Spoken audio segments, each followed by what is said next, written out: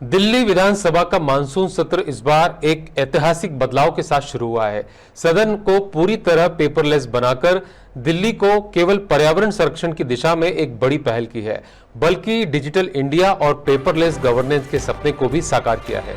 आपको बता दें, विधानसभा अध्यक्ष विजेंद्र गुप्ता को जहां पक्ष और विपक्ष दोनों के विधायकों से सराहना मिली, वहीं भाजपा विधायक हरीश खुराना और सतीश उपाध्याय ने इसे एक नई शुरुआत बताया।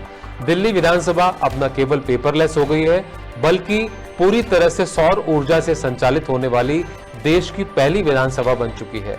यह पहल न सिर्फ तकनीकी दृष्टिकोण से अहम है, बल्कि यह सतत विकास और ऊर्जा संरक्षण की दिशा में भी मिसाल पेश करती है।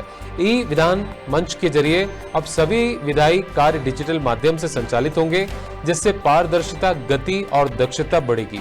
मुख्यमंत्री रेखा गुप्ता ने इसे राजधानी के इतिहास का सुनहरा अध्याय बताया।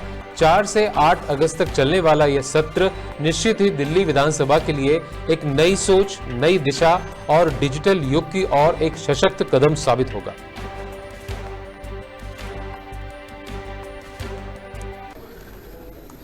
हिंदुस्तान के अंदर बहुत सारी विधानसभाएं ऐसी थी जो पेपरलेस ऑलरेडी हो चुकी थी। अब सामने वालों की मर्जी थी, क्यों नहीं किया, लेकिन आप बधाई के पात्र हैं।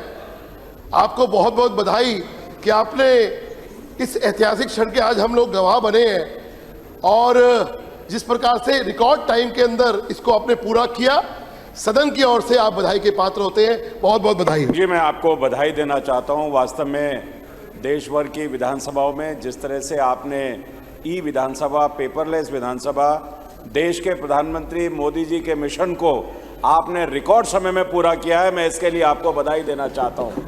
और ये बधाई इसलिए भी है कि वास्तव में जिस प्रकार का एप्लीकेशन और जो आपने ट्रेनिंग हम सब लोगों को दी है, समय समय पर जो असिस्टेंस आपने दी है, आज मैं कह सकता हूं कि बहुत ही सुगम तरीके से इस पूरे सिस्टम को हम यूज़ कर सकते हैं। 100 दिन में जो आपने उपलब्धि की है, उसके लिए हृदय से मैं आपको बधाई देना चाहता हूं। बहुत बहुत धन्यवाद।